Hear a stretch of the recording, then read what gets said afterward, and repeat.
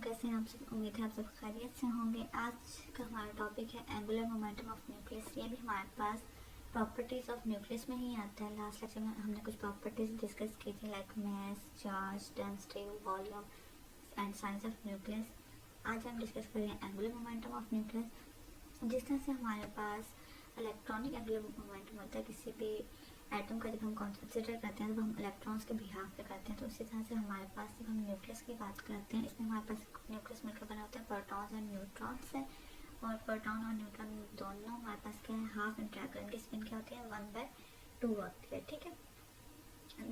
और इसी तरह से जब हम न्यूक्लियर मॉडल्स की बात करते हैं, शेल मॉडल हमारे पास है, उसके अकॉर्डिंग हमारे पास न्यूक्लियस में सेंट्रल पोटेंशियल फील्ड होती है। और जब हम इसको सॉल्व करते हैं अकॉर्डिंग टू श्रोडिंगर इक्वेशन, तो हमारे पास एजिमुथल क्वांटम नंबर्स आते हैं लाइक जो ये बताते हैं कि हमारे पास न्यूक्लियस में ऑर्बिटल एंगुलर मोमेंटम भी होता है। ठीक है। तो न्यूक्लियस हमारे पास क्या होता है, इसमें हमारे पास ऑर्बिटल एंगुलर मोमेंटम और स्पिन एंगुलर मोमेंटम दोनों होता है न्यूक्लियस में। और न्यूक्लियस को हम as a singular particle consider करते हैं। अब अगर हम स्पिन एंगुलर मोमेंटम, टोटल जो नेट एंगुलर मोमेंटम है वो हमारे पास क्या होगा, sum of spin and orbital angular momentum. और ओवरऑल उससे हम न्यूक्लियस में जितने प्रोटॉन और न्यूट्रॉन एंड जितने भी न्यूक्लियस होंगे उन सब का समेशन लेंगे फॉर ऑर्बिटल एंड स्पिन दोनों के लिए। ठीक है। तो अगर हम इसके मैग्नीट्यूड को एक्सप्लेन करना चाहें तो हमारे पास क्या है, I is equal to I into I plus 1 half as कर। ठीक है, ये जो हमारे पास वैल्यू है। उसके बाद फर्दर हमारे पास क्या है, Y is the total angular momentum of quantum number. Again वही हमारे पास I total orbital plus spin angular momentum का सम है, और इसे हम न्यूक्लियस स्पिन का नेम देते हैं। और उसके बाद अगर हम इसको डिफाइन कर सकते हैं फॉर नंबर ऑफ प्रोटॉन्स और न्यूट्रॉन्स के अकॉर्डिंग न्यूक्लियस स्पिन को, कि हमारे पास नंबर ऑफ प्रोटॉन्स इवन है या ऑड है, या number of neutrons, total number of nucleons even है या ऑड है। इस चीज़ को बहुत ज़्यादा अफेक्ट करता है न्यूक्लियस स्पिन को। लाइक हमारे पास यहाँ पे एक तो मास नंबर इज ऑड, अगर हमारे पास एटॉमिक मास ऑड है और प्रोटॉन नंबर इवन या ऑड में से कोई एक है, तो उस केस में हमारे पास स्पिन की वैल्यू क्या होगी, वो हमारे पास हाफ इंटेग्रल होगी। हमारे पास स्पिन की वैल्यू जो होती है यूजली वो हमारे पास डिफरेंट होती है, 0, 1, 1/2, 3/2, 3, हमारे पास इस तरह से हमारे पास वैल्यूज होती हैं। तो हमारे पास अगर मास नंबर जो हमारे पास टोटल नंबर ऑफ न्यूट्रॉन्स हैं वो हमारे पास ऑड है, और हमारे पास नंबर ऑफ प्रोटॉन इवन या ऑड है, जैसे यहाँ पे हमारे पास प्रोटॉन है तो हमारे पास मास नंबर भी ऑड है और प्रोटॉन नंबर भी ऑड है। ठीक है। इसी तरह से अगर हम कार्बन की बात करें तो हमारे पास इसमें क्या है, एटॉमिक मास हमारे पास 13 है और एटॉमिक नंबर 6 है। तो ये हमारे पास ऑड और ये हमारे पास इवन 99, एटॉमिक मास भी ऑड और एटॉमिक नंबर भी ऑड है। ठीक है। तो इस केस में हमारे पास जो स्पिन होगी वो हाफ इंटेग्रल होगी, लाइक 1/2, 3/2, 5/2 हाफ इंटेग्रल हमारे पास आएगी। और अगर हमारे पास मास नंबर इवन है और एटॉमिक नंबर ऑड है, ठीक है, तो उस केस में हमारे पास जो स्पिन की वैल्यू आएगी, आई न्यूक्लियर स्पिन जो होगी वो हमारे पास क्या होगी, इंटेग्रल वैल्यू।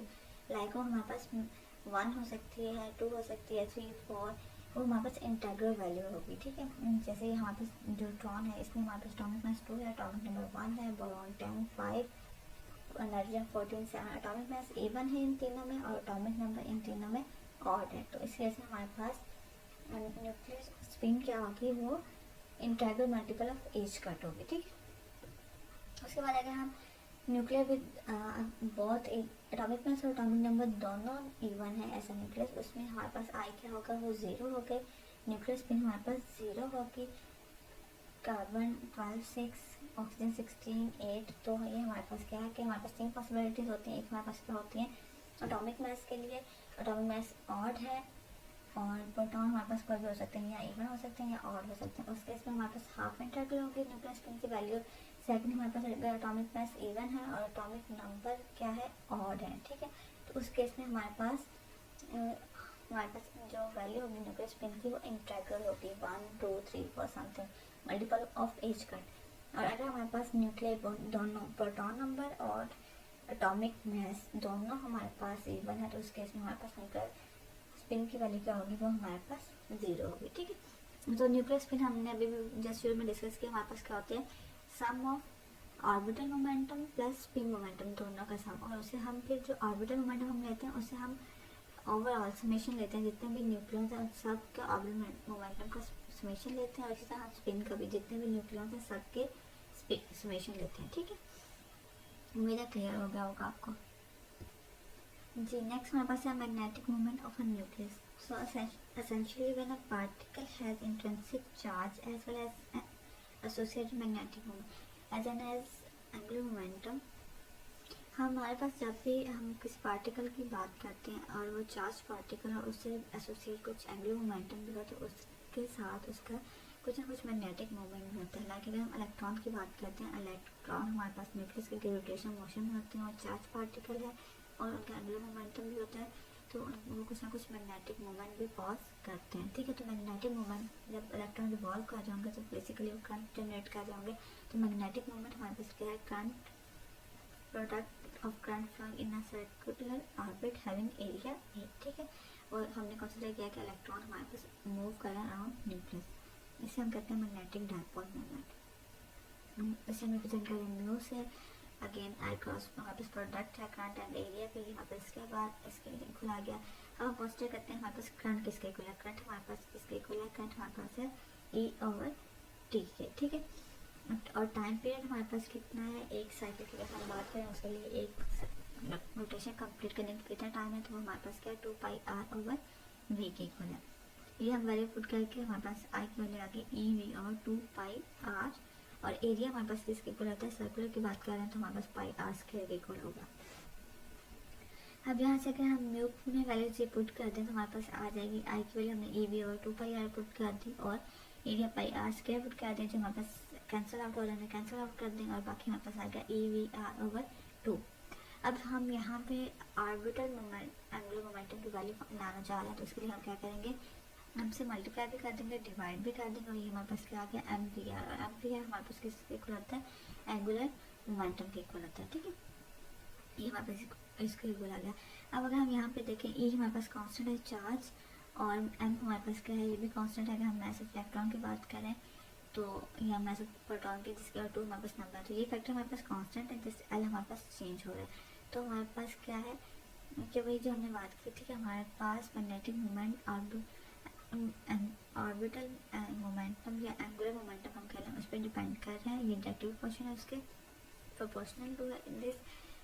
तो ये जिस तरह से हमने कहा था कि हमारे पास अभी कोई चार्ज पार्टिकल है और वो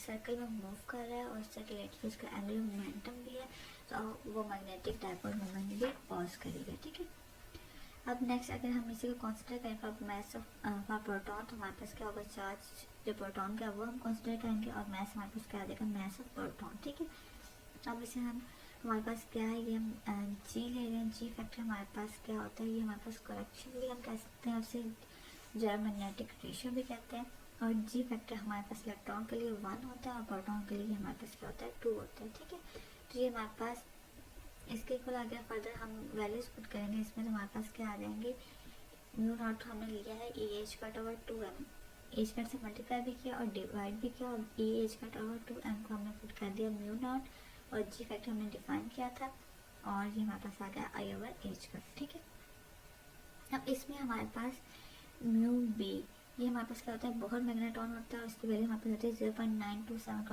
10⁻23 J/Wm²। ठीक है, और इसको हम यहाँ पे कैसे किस तरह से फाउंड कर सकते हैं, बहुत मैग्नेट्रॉन बेसिकली हमारे पास इलेक्ट्रॉन के लिए होता है। जब हम मैस ऑफ इलेक्ट्रॉन कंसिडर करते हैं, ई की वैल्यू कितनी होती है हमारे पास 1.6 × 10⁻19, H हमारे पास क्या होता है 2π/H के इक्वल होता है, और मैस ऑफ इलेक्ट्रॉन की वैल्यू पता है 9.1 × 10⁻31। ये वैल्यूज पुट करके हम बहुत मैग्नेट्रॉन की वैल्यू कैलकुलेट कर सकते हैं।